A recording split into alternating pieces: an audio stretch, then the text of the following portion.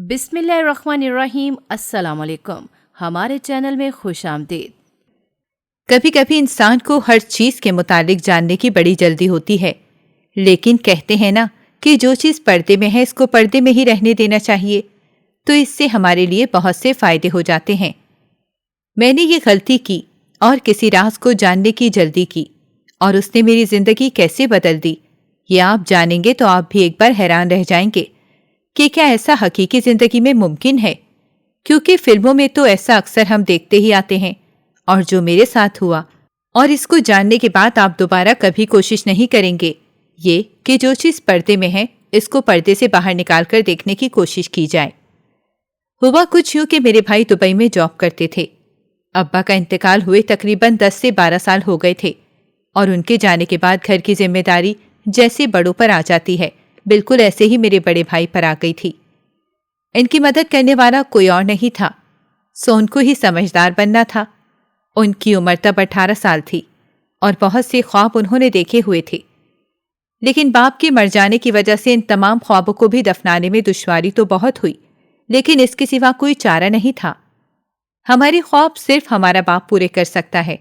اگر سر پر باپ کا سایہ نہ رہے تو ہمیں اپنے خوابوں کی قربانی دینی پڑتی ہے۔ کبھی ان کو قتل کرنا پڑتا ہے، اور پھر ان کو کہیں دور دراز دل کے کونے میں دفن کرنا پڑتا ہے کہ دوبارہ ان پر نظر پڑے تو اتنی تکلیف نہ ہو۔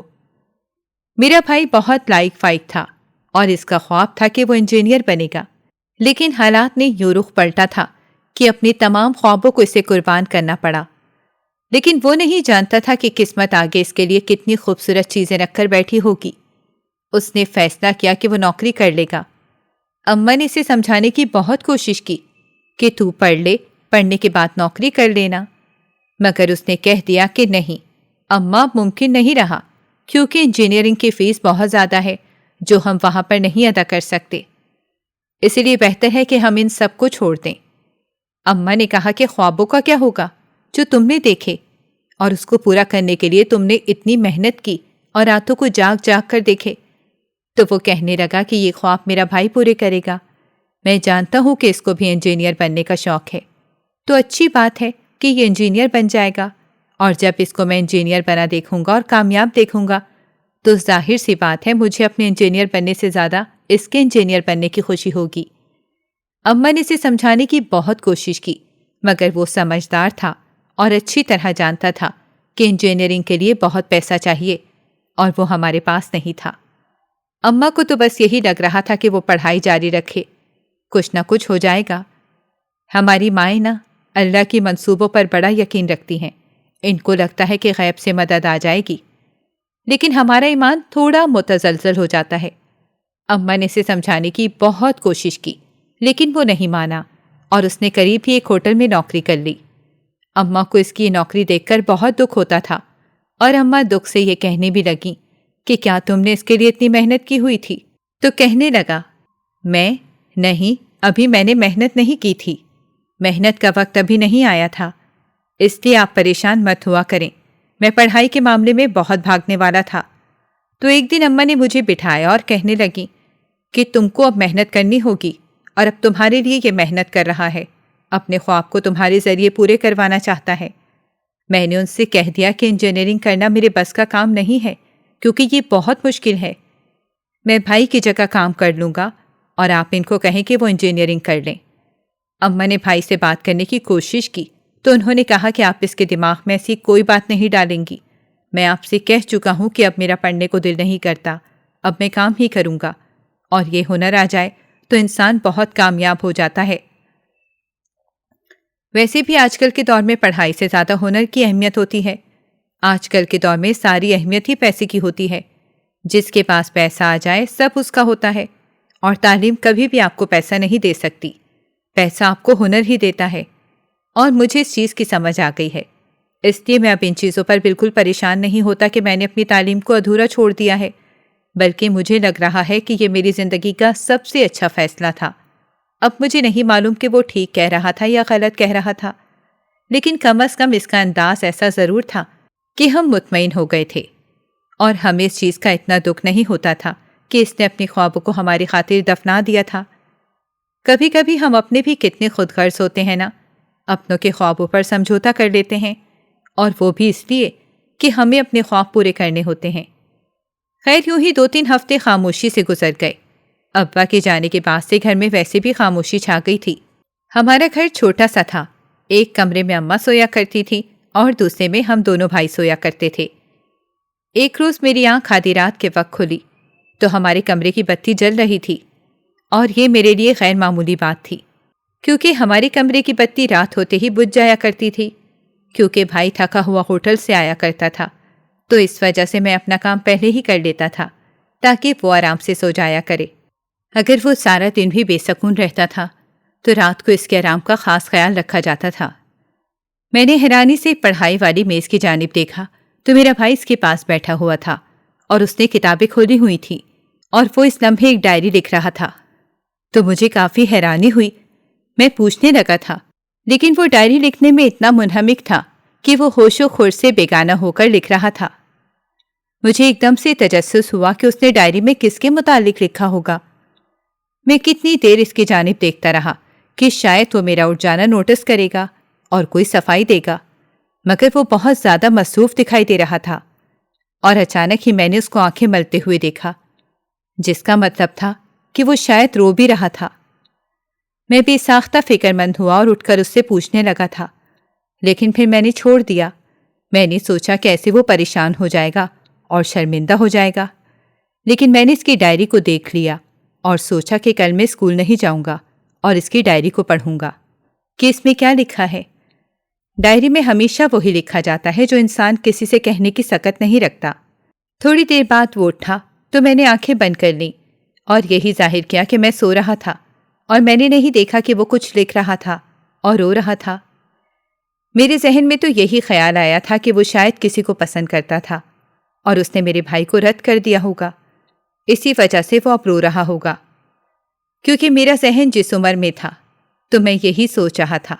میں نے دیکھا کہ اس نے ڈائری کو لاکر میں رکھا تھا اور اس کو لاک کر دیا تھا۔ اب مجھے اس چیز کی پریشانی تھی کہ میں اس کی چابی کیسے حاصل کروں گا، کیونکہ وہ پلٹ گیا تھا اور میں دیکھ نہیں سکا تھا کہ اس نے چابی کو کہاں پر چھپایا تھا۔ اس کے بعد تو وہ بیڈ پر آ کر لیٹ گیا، شاید وہ بھی سونے کی کوشش کر رہا تھا، لیکن میں بس اداکاری ہی کر رہا تھا۔ نیند اب مجھے نہیں آ رہی تھی۔ مجھے اب اپنے بھائی کی فکر ہو رہی تھی، اور میں سوچ رہا تھا کہ ایسی کون سی بات ہے جو اس کو آدھی رات تک جگائے رکھتی ہے، اور وہ یوں ان خوابوں یا خیالوں کو یا حسرتوں کو ڈائری پر لکھ کر خود کو تسلی دے رہا ہے۔ میں اپنے بھائی سے 4 سے 5 سال چھوٹا تھا، اور اسی وجہ سے ہم دونوں کے درمیان کمیونیکیشن گیپ کافی زیادہ تھا، یعنی ہم ایک دوسرے سے کھل کر بات کرنے کے عادی نہیں تھے کہ جیسے 2 بھائی آپس میں بات کرتے ہیں، بلکہ ہمارے درمیان کافی جھجک بھی تھی۔ میں اسے اپنا بڑا بھائی مانتا تھا اور وہ میرے باپ کی جگہ تھا، تو اس وجہ سے ہمارے درمیان وہ بے تکلفی نہیں تھی کہ کچھ بھی پوچھا جا سکتا، یا میں شرارتی انداز میں ہی صحیح اس سے اگلوا لیتا۔ رات کے جانے کس پہر میں میری آنکھ لگ گئی کہ صبح آنکھ کھلنے کا نام ہی نہیں لے رہی تھی۔ میرا بھائی بار بار مجھے اٹھا رہا تھا اور کہہ رہا تھا کہ تم اسکول کے لیے لیٹ ہو جاؤ گے، مگر میری آنکھ نہیں کھل رہی تھی، کیونکہ رات کو کافی دیر میں جاگتا رہا تھا، جبکہ اماں کمرے میں آ کر کہنے لگیں، رات کو بھی سویا رہتا ہے اور صبح اس کو اٹھانا جیسے محاذ پر جانے کے برابر ہے۔ بھائی نے ان کو نرمی سے کہا کہ اماں پریشان مت ہو، میں اس کو اٹھا لیتا ہوں، لیکن اماں نے کہا کہ تم نہیں جانتے، اس کو اٹھانا دنیا کا مشکل ترین کام ہے، میں جیسے اس کے لیے بادام کھاتی ہوں نا۔ اب اماں کی ناراضگی کے ڈر سے میں اٹھ گیا تھا، ورنہ میری آنکھوں میں نیند اتنی زیادہ تھی جس کی کوئی حد نہیں۔ بڑی مشکلوں سے میں باتھ روم میں گیا، منہ دھو کر واپس آیا، مگر آنکھیں کھلنے کا نام نہیں لے رہی تھیں۔ تو اماں کہنے لگیں، کیا تمہاری نیند کیوں نہیں پوری ہو رہی؟ تم رات کو دیر سے سوئے ہو۔ اچانک میرے دماغ میں جھماکا ہوا اور مجھے رات کا خیال آیا کہ میں بھائی کو دیکھتے ہوئے اور ان کے متعلق سوچتے ہوئے میری آنکھ دیر سے لگی تھی، لیکن میں اماں کو یہ نہیں کہہ سکتا تھا۔ میں نے کہا، نہیں اماں، میں وقت پر سو گیا تھا۔ اماں نے کہا، میں مان ہی نہیں سکتی کہ تم وقت پر سوئے اور تمہاری آنکھوں میں ابھی تک اتنی نیند موجود ہو۔ میں نے ان سے کہا کہ آپ بھائی سے پوچھ سکتی ہیں، میں واقعی میں ٹائم پر سو گیا تھا۔ پتہ نہیں کیوں، شاید کل کا دن بہت تھکا دینے والا تھا، اسی وجہ سے میری نیند اچھی طرح سے پوری نہیں ہو سکی۔ اب ظاہر سی بات ہے ان کو تو میں سچ نہیں بتا سکتا تھا۔ اماں کو مجھ پر شاید ابھی بھی یقین نہیں آیا تھا۔ تبھی انہوں نے بھائی سے کہا کہ سچ سچ بتانا، کیا یہ رات کو وقت پر سو گیا تھا؟ تو بھائی نے کہا ہاں ماں، واقعی وقت پر سو گیا تھا اور یہ بالکل ٹھیک کہہ رہا ہے، آپ کو اس پر یقین کرنا چاہیے۔ تو میں نے ناراضگی سے کہا نہیں اماں کو مجھ پر یقین کرنے کی کیا ضرورت ہے؟ یوں ہی ہمارے درمیان بحث ہونے لگی۔ ہم دونوں ماں بیٹا ایک ہی طبیعت کے مالک تھے، اسی وجہ سے ہم دونوں کے درمیان اکثر بحث ہو جایا کرتی تھی، اور میرا بھائی بالکل ہمارے ابا کی ڈیوٹی سنبھال چکا تھا، اور وہ ہم دونوں کو ٹھنڈا کرنے کی کوشش کرتا رہتا تھا، اور ہر بار جب بھی ہم دونوں آپس میں لڑائی کیا کرتے تھے تو میرا بھائی ہی درمیان میں کود کر اس معاملے کو ٹھنڈا کرنے کی کوشش کرتا۔ اس کے بعد ناشتہ کیا اور بھائی نے مجھے میرے اسکول تک چھوڑا اور خود اپنے ہوٹل چلے گئے۔ پچھلے کافی مہینوں سے وہاں کام کرنے کی وجہ سے ان کی ترقی بھی ہو گئی تھی۔ اسکول میں ایک تقریب کی وجہ سے ہم سارا دن کافی مصروف رہے تھے، اور وہاں پر سارا دن مصروف ہونے کی وجہ سے میرا دھیان بھائی پر سے ہٹ چکا تھا۔ تقریب بہت ہی اچھی تھی اور مجھے بہت مزہ آیا تھا۔ ہمارا وقت کافی اچھا گزرا۔ میں گھر آیا تو اماں اور بھائی بھی منتظر تھے کہ میں ان کو وہاں کے قصے سناؤں گا اور بتاؤں گا کہ وہاں پر ہم نے کیا کیا کیا۔ میں نے بھی بہت سے مسالے لگا کر اور بڑھا چڑھا کر ان کو سب بتایا۔ اب بہت تھک چکا تھا اور اماں چاہ رہی تھی کہ اب میں آرام کروں، مگر کل ویسے بھی چھٹی تھی تو اس وجہ سے ہی آدھی تھکاوٹ اتر گئی تھی۔ میں کب جانتا تھا کہ ایسا کچھ ہونے والا تھا کہ میری تھکاوٹ ساری زندگی کے لیے ہی بڑھنے والی تھی۔ خیر کمرے میں آیا تو لباس تبدیل کر کے میں جیسے ہی سونے کے لیے لیٹا تو نظر سامنے والی میز پر گئی تو مجھے ایک دم سے یاد آیا کہ میں نے بھائی کی ڈائری کو پڑھنا تھا اور دیکھنا تھا کہ اس میں انہوں نے کیا لکھا ہے۔ تجسس بھی تھا اور تھکن اور نیند کی وجہ سے برا حال بھی ہو رہا تھا۔ سمجھ میں نہیں آ رہا تھا کہ اب میں پہلے کیا کروں، لیکن تجسس جلد ہی اپنا اثر دکھا گیا تھا اور تھکن اور نیند پر حاوی آ گیا۔ میں جلدی سے اٹھا اور الماری کی جانب گیا، لاکر کو جا کر چیک کیا تو وہ بند ہی تھا۔ اب میں چابی تلاش کر رہا تھا، تبھی کوئی کمرے میں آیا تو میں ایک دم چونکا۔ بھائی تھے اور میں ایک دم ڈر گیا کہ اب میں یہاں موجودگی کا کیا جواب دوں گا، کیونکہ ان سے تو میں نے یہی کہہ دیا تھا کہ میں سونے لگا ہوں۔ میں بھی کتنا احمق ہوں نا، ہم دونوں بھائیوں کا ایک ہی کمرہ ہے، اور میں نے سوچ بھی کیسے لیا کہ میں تسلی سے ڈائری پڑھ لوں گا اور وہ گھر پر موجود ہوں گے اور کمرے میں نہیں آئیں گے۔ میں نے چند ہی لمحوں میں خود کو ڈھیر سارا کوسا۔ میرے سونے پر تو پانی پھر گیا تھا۔ تبھی بھائی نے کہا کہ تم سوئے نہیں ابھی تک، اور یہ الماری میں کیا تلاش کر رہے ہو؟ جب آپ چوری کرتے ہوئے پکڑے جاتے ہیں تو گھبرانا تو فطرتاً ہوتا ہے، اور میں بھی ایک لمحے کو گھبرا گیا تھا کہ اب ان کو کیا بتاؤں کہ میں یہاں پر کیا کر رہا ہوں۔ دماغ ایک دم سے معاف ہو گیا تھا تو میں نے نفی میں سر ہلاتے ہوئے کہا کہ کچھ نہیں بھائی، میری ایک کتاب نہیں مل رہی تھی تو میں نے سوچا شاید الماری میں رکھی ہو۔ تبھی میرے بھائی نے میری سوچ پر تعصب کرتے ہوئے کہا کہ بے وقوف لڑکے، آج پہلے ہی اسکول سے تم تھکے ہوئے گھر آئے ہو، ابھی ہی کتاب ڈھونڈنی ہے کیا؟ ایسی کون سی ایمرجنسی آ گئی ہے؟ میں نے تھوک نگلتے ہوئے کہا کہ بھائی صبح میرا ٹیسٹ ہے اور میرے وہ والد سر بہت ہی زیادہ سخت ہیں، اگر ان کے ٹیسٹ میں ذرا سی بھی غلطی ہوئی تو وہ معاف نہیں کرتے اور پوری کلاس کے سامنے عزت کا فالودہ بنا دیتے ہیں، تو میں اس وجہ سے وہ کتاب ڈھونڈ رہا ہوں۔ تو انہوں نے گھورتے ہوئے کہا کہ تھکن دماغ پر چڑھ گئی ہے تمہارے، یا تم یہاں کسی اور ہی چکر میں ہو؟ ان کا اتنا کہنا تھا کہ میں مزید گھبرا گیا اور کہا کہ ارے بھائی، میں اور کس چکر میں ہوں، میں واقعی میں اپنی کتاب ڈھونڈ رہا تھا۔ بظاہر تو میرے انداز ان کو یقین دلانے والا تھا، مگر اندر سے میرا دل کانپ گیا تھا کہ کہیں بھائی کو کوئی شک تو نہیں ہو گیا۔ اگر شک ہو گیا تو یقیناً بہت ہی غلط ہوگا، ایسے تو میں اپنا اعتماد کھو دوں گا۔ تو انہوں نے مجھے گہری نسوں سے دیکھا اور میرا رہا سہا اعتماد بھی جاتا رہا۔ میں نے کہا کیا ہوا ہے، آپ ایسے کیوں گھور رہے ہیں؟ تو انہوں نے کہا کہ تم شاید بھول رہے ہو کہ تمہیں صبح اسکول سے چھٹی دی گئی ہے۔ تو میں ایک دم یوں چونکا کہ جیسے واقعی مجھے یاد ہی نہیں رہا تھا۔ میں نے حونکوں کی طرح ان کو دیکھا تو انہوں نے مزید کہا کہ تمہیں شاید واقعی بھول گیا تھا کہ صبح تمہیں ایک چھٹی بھی ہے، تو تم صبح تلاش کر لینا۔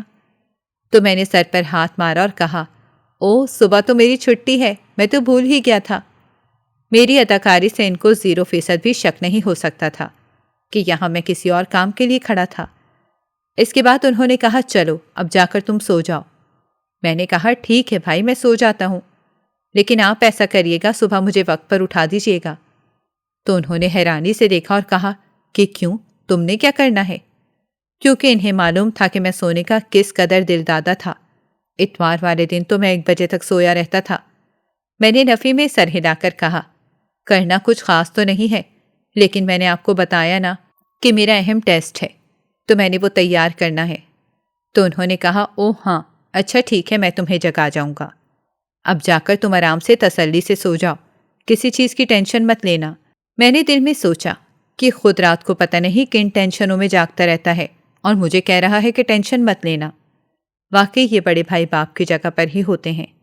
اب وہ کمرے میں آ گیا تھا تو اب ظاہر سی بات ہے کہ میں الماری تک دوبارہ اس کی موجودگی میں پہنچ نہیں سکتا تھا، اور اب میں نے یہی منصوبہ بنایا تھا کہ کل میرے پاس ایک سنہری موقع ہے، وہ گھر پر نہیں ہوگا اور میں گھر پر ہی موجود ہوں گا، تو میں الماری کو ٹٹول کر اس میں سے ڈائری نکال لوں گا اور پڑھ کر دیکھوں گا کہ اس میں اس نے کیا لکھا ہوا ہے۔ لیکن کبھی کبھی ہمیں نہیں معلوم ہوتا کہ جو چیزیں ہمیں نہیں معلوم اسی میں ہماری بھلائی ہے۔ ڈائری میں جو لکھا تھا اگر اس کے بارے میں مجھے ذرا سا بھی علم ہو جاتا تو میں کبھی بھی وہ ڈائری نہ کھولتا اور اس کو پانے کی اتنی کوشش بھی نہ کرتا۔ رات کو جب میں کروٹ لینے لگا تو کمرے کی لائٹ آج بھی روشن تھی، اور میں نے بے ساختہ مڑ کر رائٹنگ ٹیبل کی طرف دیکھا تو میرا بھائی آج بھی وہاں پر بیٹھا ہوا تھا اور اسی ڈائری پر کچھ لکھ رہا تھا۔ میں دم سادھے اور سانس کو روکے اس کو دیکھ رہا تھا کہ وہ کر کیا رہا ہے، اور پھر اس پر کچھ لکھ رہا تھا، اور لکھنے میں وہ اتنا مگن تھا کہ آج بھی اس کو علم نہیں ہوا تھا کہ میں جاگ گیا تھا۔ میں پریشان ہو گیا۔ پہلے میرا دل چاہا کہ میں اٹھ کر جاؤں اور اس سے جا کر پوچھوں کہ بھائی تم مجھے بتا سکتے ہو کہ ایسی کون سی پریشانی ہے کہ تم رات کو نہیں سو پاتے، لیکن پھر وہی بات کہ ہم دونوں بھائیوں میں اتنی بے تکلفی نہیں تھی کہ میں جا کر اس سے کچھ بھی پوچھ سکتا۔ ویسے بھی وہ بڑا تھا تو اس کا مجھ پر کافی روب سا تھا، جو اکثر ہی بڑے بھائیوں کا اپنے چھوٹے بھائیوں پر ہوتا ہے، اور اتنا میں اس سے بے تکلف ہو بھی نہیں سکتا تھا۔ وہ تو یوں ہی مگن تھا، مگر میں بہت بے چین ہو چکا تھا۔ نیند ایک دم سے اڑ گئی تھی اور تجسس بہت زیادہ بڑھ چکا تھا۔ کیا ہے اس ڈائری میں ایسا؟ کیا لکھ رہا ہے کہ وہ راتوں کو نیند قربان کر کے یہ سب کر رہا ہے؟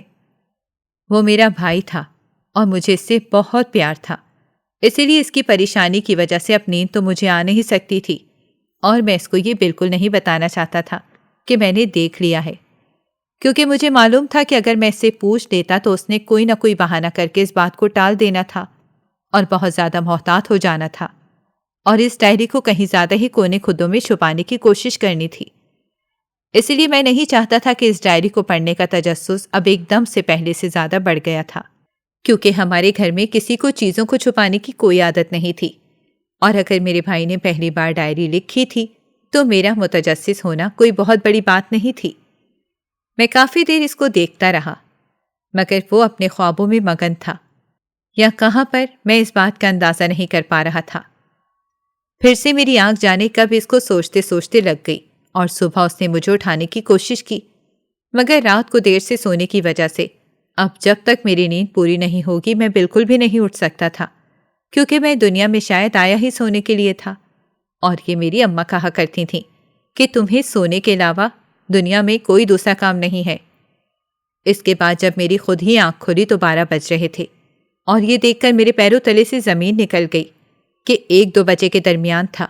میرا بھائی گھر پر آیا کرتا تھا کہ اسے ہوٹل کا کھانا سوٹ نہیں کرتا تھا تو وہ کھانا گھر سے کھانے آیا کرتا تھا، لیکن سچ تو یہ تھا کہ جو کہ مجھے معلوم ہو گیا تھا کہ وہاں اگر کھانا کھاتا تو اس کی کچھ تنخواہ کاٹ لی جاتی تھی، اس لیے وہ کھانا وہاں پر نہیں کھاتا تھا، اور گھر پر جو بھی دال روٹی بنی ہوتی وہ بڑی خوشی خوشی کھا لیا کرتا تھا۔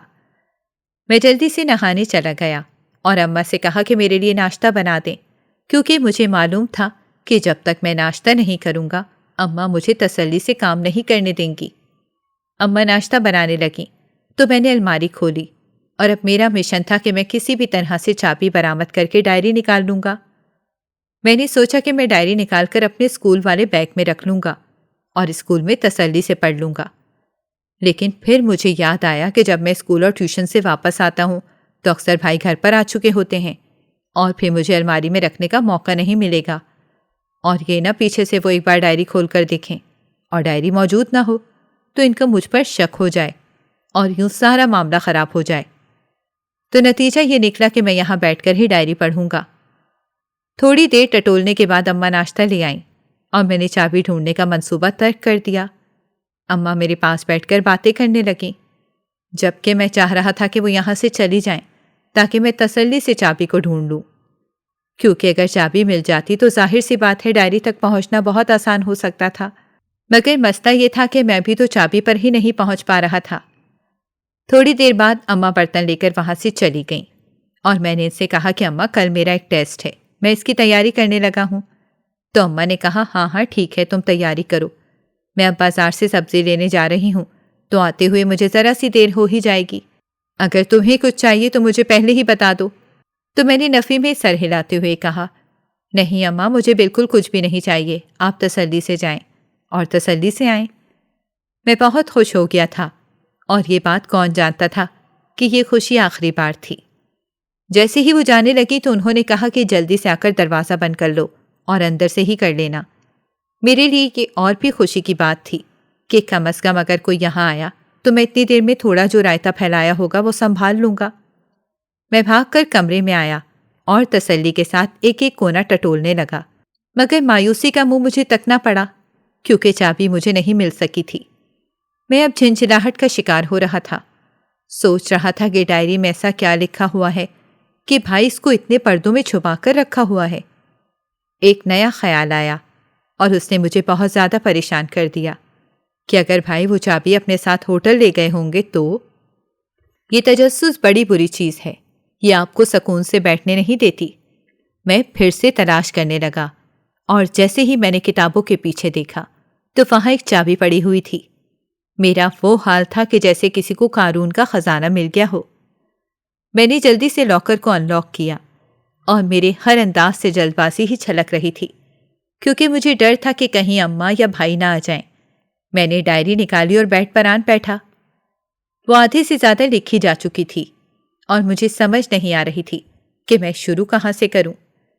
میرے دل کی دھڑکن بڑھتی چلی جا رہی تھی۔ پھر میں وہاں پہنچ گیا جہاں بھائی نے کل رات کو لکھا تھا، تو میں نے سوچا کہ یہاں سے پڑھتا ہوں کہ آج کل بھائی کیا لکھ رہے ہیں، کیونکہ ساری ڈائری پڑھنا میرے لیے ممکن نہیں تھا، اور اس ڈائری میں جو لکھا تھا وہ پڑھ کر میری آنکھوں میں آنسو آ گئے تھے۔ میرے دل کی دھڑکنوں میں ایک دم سے کمی آ گئی تھی اور میرا دل چاہ رہا تھا کہ میں دھاڑے مار مار کروں، مگر میں ایسا نہیں کر سکتا تھا۔ انسان کبھی کبھی اتنا بے بس ہو جاتا ہے نا۔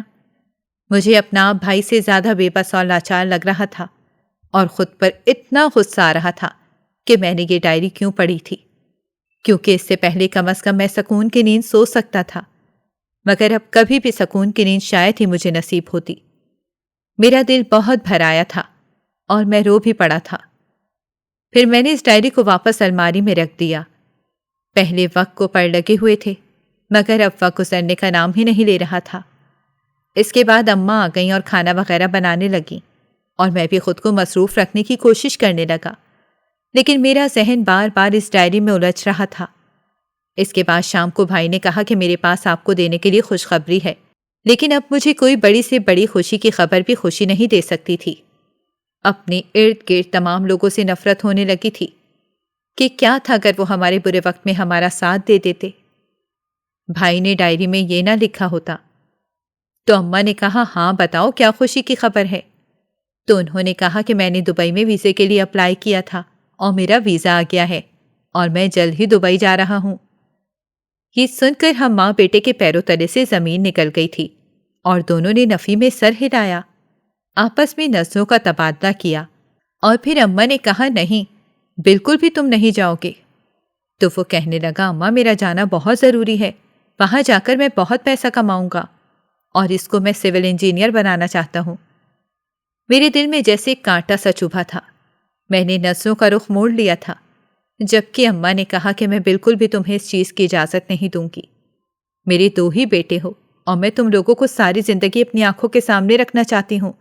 ہم تھوڑا کھا لیں گے، کم کھا لیں گے، کوئی ضرورت نہیں پڑی، ویسے بھی اسے کون سا انجینئر بننے کا شوق ہے۔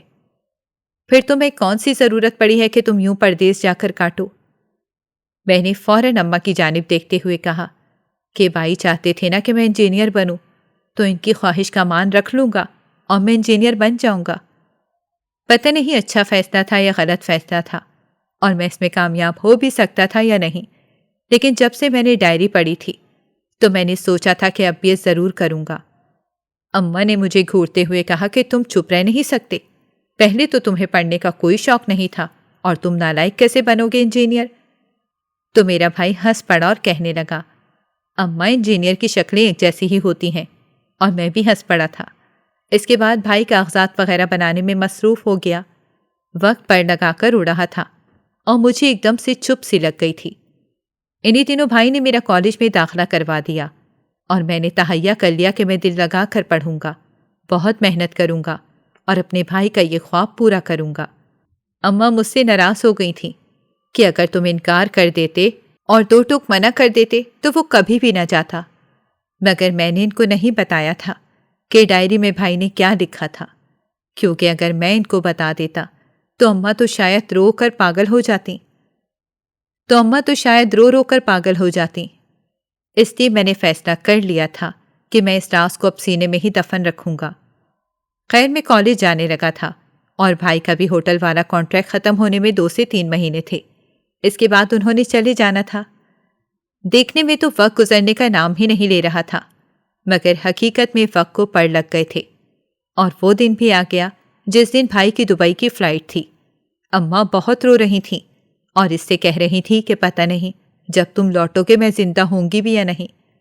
تو اس نے نفی میں سر ہلاتے ہوئے کہا کہ اماں ایسی باتیں نہیں کرتے، اور مجھے بھی برا لگا۔ میں نے کہا اماں وہ باہر جانے والا ہے اور آپ اس کے ذہن میں ایسے خیال ڈال رہی ہیں، آپ کو چاہیے کہ اس کو اچھی دعائیں دیں۔ تو اماں نے مجھے چپت مار کر کہا، چپ کر تو، بڑا آیا مجھے نصیحتیں کرنے والا، تیری وجہ سے ہی جا رہا ہے۔ میں نے لب بھینچ لی کیونکہ مجھے ابھی اماں سے بحث نہیں کرنی تھی۔ والدین کی ایک اولاد ہوتی ہے جو اس کے ساتھ بحث لگا لیتی ہے، اور اپنے والدین کا وہی بچہ میں تھا۔ پہلے ابا سے بحث لگا لیا کرتا تھا اور اب اماں سے بھی لگا لیا کرتا تھا۔ ہاں، بھائی سے تو اب میں ساری زندگی بحث کرنے کی ہمت نہیں کر سکتا تھا۔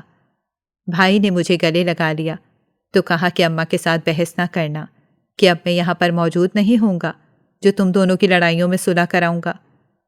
یہ بات سن کر میری بھی آنکھیں چھلک پڑی تھیں۔ ان کو تمہاری بہت ضرورت ہوگی تو ان کا بہت خیال رکھنا۔ میری آنکھوں سے واقعی میں آنسو گرنے لگے تھے۔ اماں والی بات کا کیا معلوم تھا کہ جب وہ ملتا تو کیا حالات ہوتے۔ اماں نے طنزیہ انداز میں کہا، ہاں ہاں اب تم کیوں رو رہے ہو؟ اور ان کا یہ انداز دیکھ کر ہم دونوں بھائی ہنس پڑے تھے کہ واقعی میں بوڑھے اور بچے برابر ہوتے ہیں۔ بھائی کے چلے جانے کے بعد گھر میں پہلے سے زیادہ خاموشی ہو گئی تھی۔ حالانکہ وہ اتنا بولتے نہیں تھے، لیکن رونقوں کا تعلق بولنے سے تو نہیں ہوتا، بلکہ وہ تو اپنوں کی موجودگی سے ہوتا ہے۔ اس کے جانے کے بعد کبھی تو وقت گزرنے کا نام ہی نہیں لیتا تھا اور کبھی بہت جلدی گزر جاتا تھا۔ کالج ختم ہوتے ہی میں نے انجینئرنگ کالج میں داخلہ لے لیا اور وہاں پڑھائی دل لگا کر کرنے لگا، کیونکہ مجھے بھائی کا خواب پورا کرنا تھا۔ میں روز اس ڈائری کو دیکھتا تھا جس میں لکھا تھا کہ میری زندگی کا سب سے بڑا خواب انجینئر بننا تھا۔ بچپن میں جب معلوم بھی نہیں تھا کہ انجینئر کیا ہوتا ہے، تو تب بھی مجھ سے کوئی پوچھتا تو میں یہی کہتا کہ میں ایک دن انجینئر بنوں گا۔ لیکن یہ قسمت آپ کے لیے کچھ اور ہی تعین کر کے بیٹھی ہوتی ہے۔ کچھ خواب ہم اپنے لیے دیکھ رہے ہوتے ہیں اور کچھ خواب قسمت نے ہمارے لیے دیکھے ہوتے ہیں، اور پورے وہی ہوتے ہیں جو قسمت نے دیکھے ہوتے ہیں۔ ابا کی موجودگی میں بڑے ہی خواب دیکھا کرتا تھا، مگر ان کے جانے کے بعد مجھے ان خوابوں کی قربانی دینی پڑی، کیونکہ ان کو پورا کرنے کے لیے میرے پاس کچھ بھی نہیں تھا۔ اماں نے کئی رشتہ داروں سے بات کی تھی، مگر کسی نے بھی پیسے دینے کی حامی نہیں بھری تھی، اور جس دن مجھے اس بات کا علم ہوا تو مجھے بہت دکھ ہوا تھا۔ اماں نے یہ فیصلہ کیا تھا کہ وہ لوگوں کے گھروں میں کام کر لیں گی، کیونکہ ان کے پاس کوئی ہنر نہیں تھا، اور وہ اس سے جو پیسے آئیں گے تو وہ اس سے مجھے انجینئر بنا لیں گی۔ یہ سن کر میرا دل چاہا کہ زمین پھٹے اور میں اس میں سما جاؤں۔ اس روز میں نے اپنے خوابوں پر رونا چھوڑ دیا اور ان کا رخ ہی موڑ لیا، اور گھر والوں کے سامنے یہ ظاہر کیا کہ مجھے کوئی فرق نہیں پڑا، لیکن اندر تک ٹوٹ گیا تھا میں کہ یہ خواب میرے اندر تک پھیلا ہوا تھا۔ میں تو خود کو انجینئر ہی سمجھتا تھا۔ میں روز رات کو یہ ڈائری کھول کر بیٹھ جاتا ہوں اور سوچتا ہوں کہ اگر میں انجینئر ہوتا تو پھر کیسا ہوتا۔ لیکن پھر میں نے سوچا ہے کہ کوئی بات نہیں، میرا چھوٹا بھائی ہے، وہی انجینئر بنے گا۔ اگر وہ انجینئر بن گیا تو ظاہر سی بات ہے میرا خواب پورا ہو جائے گا، ورنہ میں ساری زندگی یوں ہی زندہ لاش سا بنا رہوں گا، کیونکہ میں اس پر یہ چیز مسلط نہیں کروں گا۔ بس ایک بار اس سے کہوں گا، اگر اس نے میری بات مان لی تو ٹھیک ہے، ورنہ دوبارہ اس سے کبھی نہیں کہوں گا۔ اس کے بھی اپنے خواب ہوں گے، اور میں جانتا ہوں کہ جب خواب ٹوٹ جائیں تو انسان کسی کام کا نہیں رہتا۔ میں نے اس ہاتھ کو بچپن سے دیکھا تھا اور عین جوانی میں جب پورا کرنے کے لیے دن تھے تو ٹوٹ گیا۔ اسی لیے شاید مجھے تکلیف زیادہ ہوتی تھی۔ اماں شاید کمرے میں آنے لگی تھیں۔ میں نے ڈائری کو واپس وہاں پر رکھ دیا۔ اس کو گئے 3 سال ہو گئے تھے اور اب آنے والا تھا، اور میں بھی تقریباً انجینئر بن ہی چکا تھا۔ بھائی جیسے ہی دبئی سے آیا تو اماں نے اس کے آنے سے پہلے ہی لڑکی دیکھنا تلاش کر دی، اور جو ہی وہ آیا اس کے نہ کرنے کے باوجود اماں نے اس کی شادی طے کر دی۔ اس کی شادی کی عمر ہو گئی تھی اور یہ بہت بہترین فیصلہ تھا۔ ہم نے ان کی شادی دھوم دھام سے کر دی، اور میری بھابھی پردے دار خاتون تھی۔